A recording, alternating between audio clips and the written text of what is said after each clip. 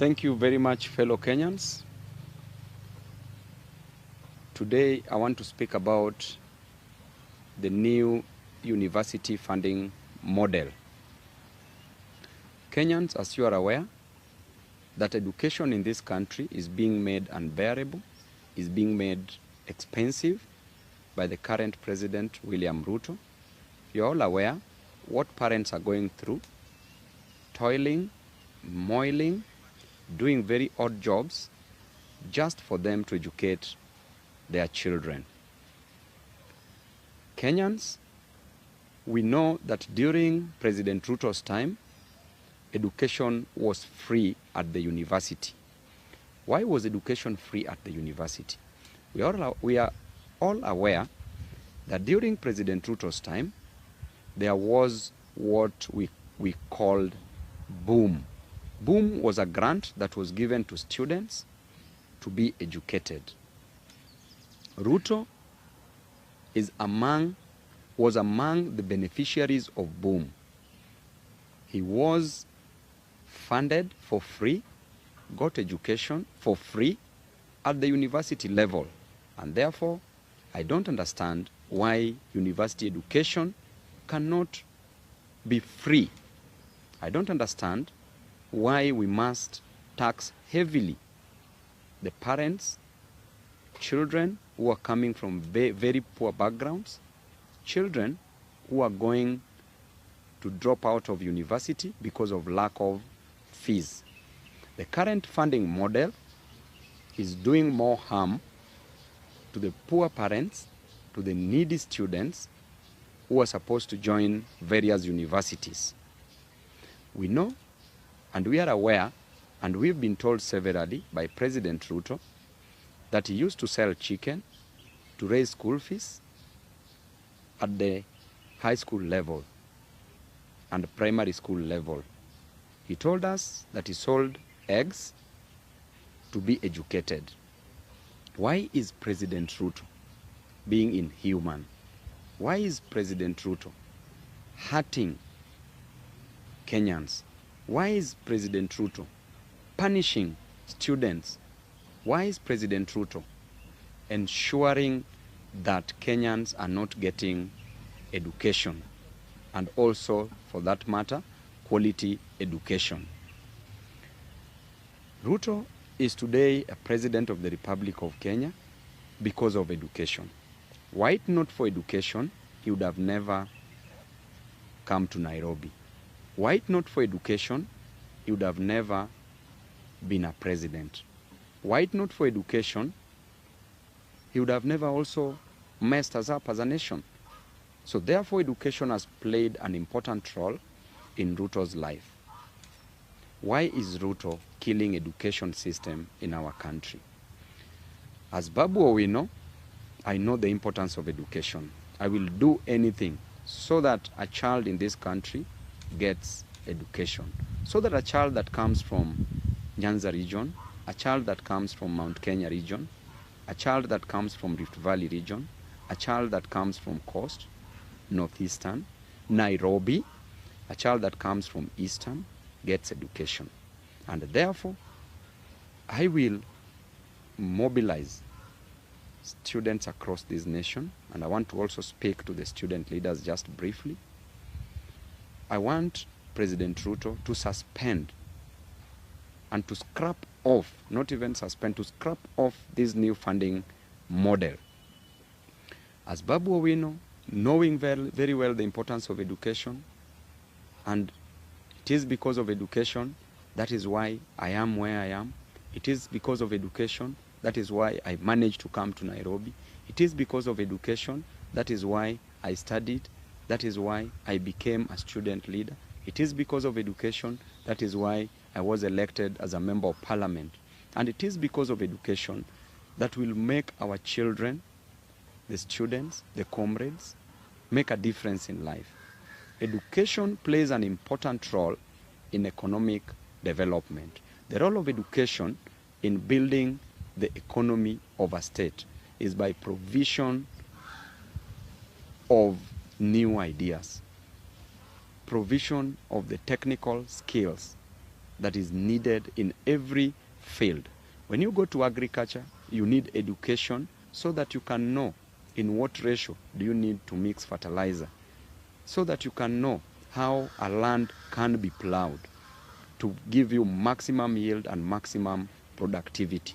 If you go to hospitals in the health sector, you know the role of doctors, the role of nurses, the role of medics. If you go to any field, the engineers, we know what they do in this nation. Teachers, we know how they train pupils, learners, and all students. Therefore, education plays a very pivotal role. It is the fulcrum, it is the backbone of the economy in this nation. Therefore, education should never be messed up with. We should give it maximum priority. So many students are not going to join universities.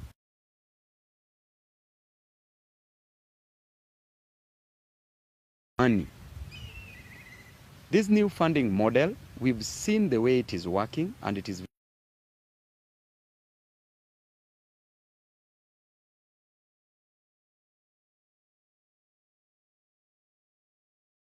will be discriminated upon based on their status in life. In Kenya, statistics from the Kenya Bureau of Standards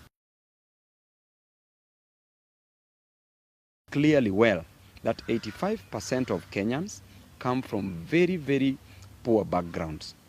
They are very poor, they can't afford. And therefore, if 85% of Kenyans come from very poor backgrounds, how then will a parent afford education? Even 9,000 Kenya shillings, a child is being sent away from high school because of 9,000 Kenya shillings in a year, because a parent cannot afford these 9,000 Kenya shillings. When you go to a mama mboga, to a boda boda rider who is earning only 100 shillings or 200 shillings in a day, this is a parent who cannot afford to educate one or two children. A student is sent home because of lack of 9,000. How will this parent afford over 10,000 in a year, over 20,000 in a year, over 100,000 in a year, over 200 to 300,000 in a year that the university education is offering? The RUTO is making sure that these parents are paying exorbitantly for education. I want to come back to the relevant examples. So many mothers, so many fathers, so many students have sent me their fee structure, have sent me messages. They have called me, we've talked to them. They can't afford education. They are talking on media. They are talking on social media. They are talking on both print and electronic media. And the message is simple, that they can't afford education. There was a mama mboga that was aired on TV the other day.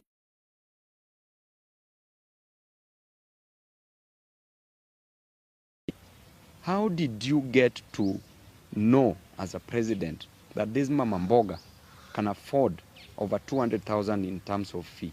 How did you know that a boda boda rider can afford over 50,000 as school fees? Ain't this a way of killing education in this nation? We probably know that you are punishing these students. Mr. RUTO, stop punishing these students. We are only asking for one thing, that you rescind any decision, you scrap off this new funding model. We know that it is these university students who are demonstrating together with other Kenyans, and you've come out, you want to punish them so that they don't get education. It is only this education that will make a difference in their lives. Therefore, give them this education. I'm calling upon all student leaders. I'm aware that at 2 p.m., President RUTO is meeting student leaders from various universities with the aim of bribing them so that they don't go on the streets to demonstrate against this new funding model. Universities should not be opened anytime soon until this new university funding model is scrapped off, because it is not working.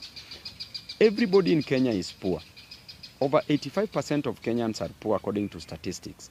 And therefore, you can't opt to say that they can afford fees so that you put them in different bands. So the band 5, the band 4s, any student that is going to be put in that band and they are poor, they can't afford that education. Therefore, any person that can afford education is not learning in Kenya. They are learning abroad. Their parents have made sure that they are getting access to education outside this country. Any person who is in a Kenyan public university or private university comes from a very humble background, comes from a very needy background.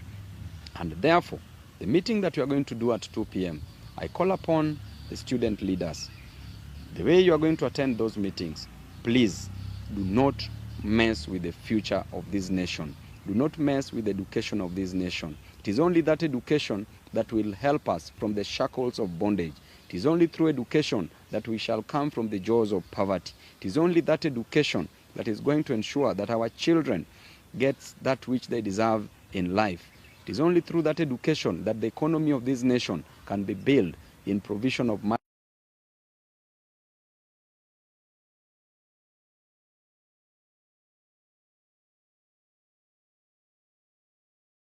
Bargained on. There should be no agreement between you and President Ruto on matters education if it is not about scrapping off the new funding model. Ruto did say that those who are put in band 1 will pay less fees. If 9,000, if parents can't afford 9,000 at the high school level, how then will they afford over 50,000, 100,000, 200,000 at the university level?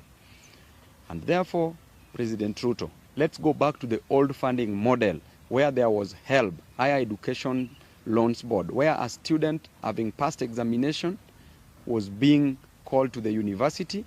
They were being given help.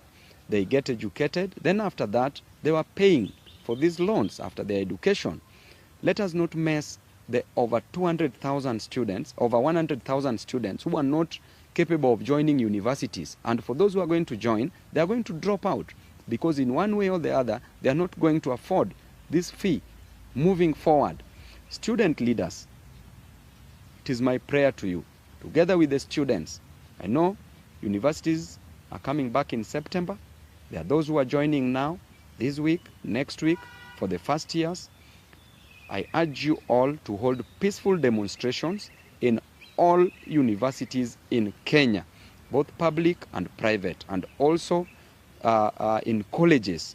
Please hold peaceful demonstrations. Let it not be once, let it not be twice, let it be almost on a daily basis so that this new funding model will be scrapped off. We've given sufficient time to President Ruto to rescind this decision, but he has refused. He's busy calling student leaders in State House to bribe them.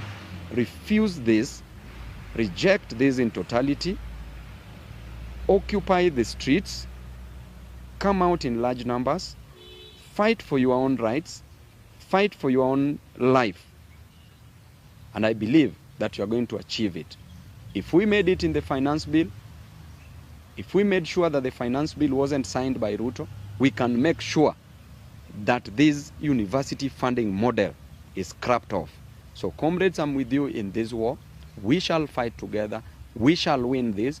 Ruto is only one person with a few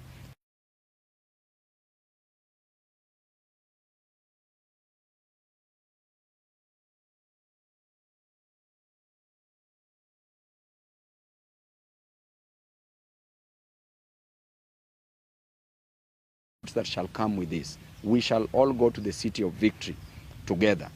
Let us do it once again. Student leaders, after State House, plan for demonstrations across universities in this country. Of course, peaceful demonstrations. Thank you and God bless you all.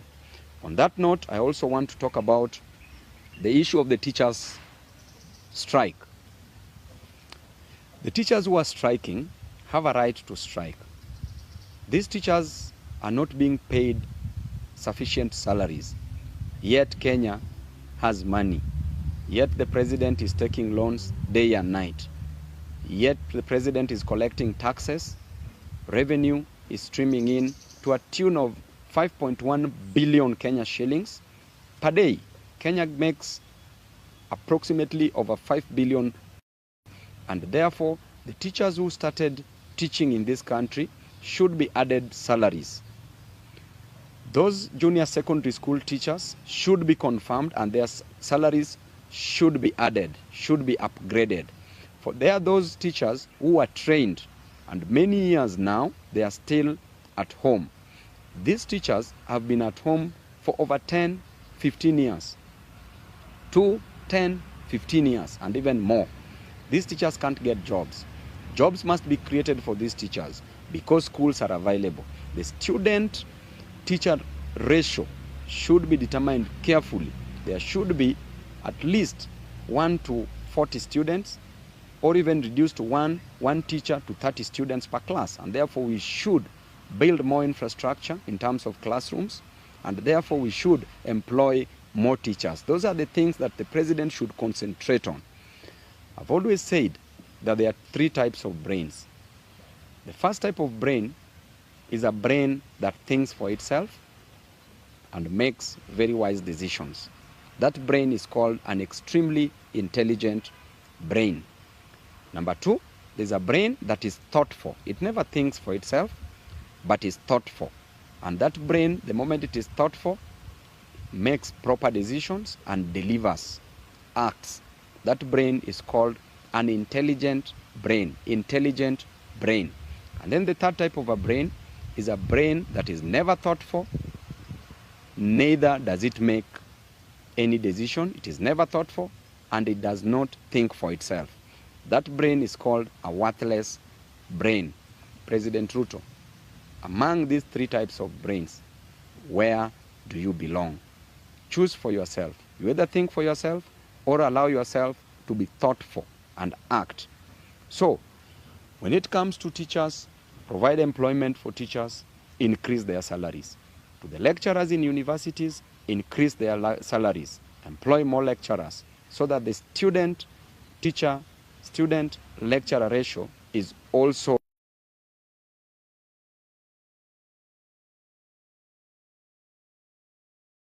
institutions of learning. So, on that note, comrades, let there be comrades' power. The comrades' power must never sleep. The comrades' power that I know of is a comrades' power that will fight for its own rights. Student leaders, you will be judged by what you do. Please, come out. If you want to be a proper student leader, act. Be on the side of the people. Do not be on the side of the oppressor. Tibim.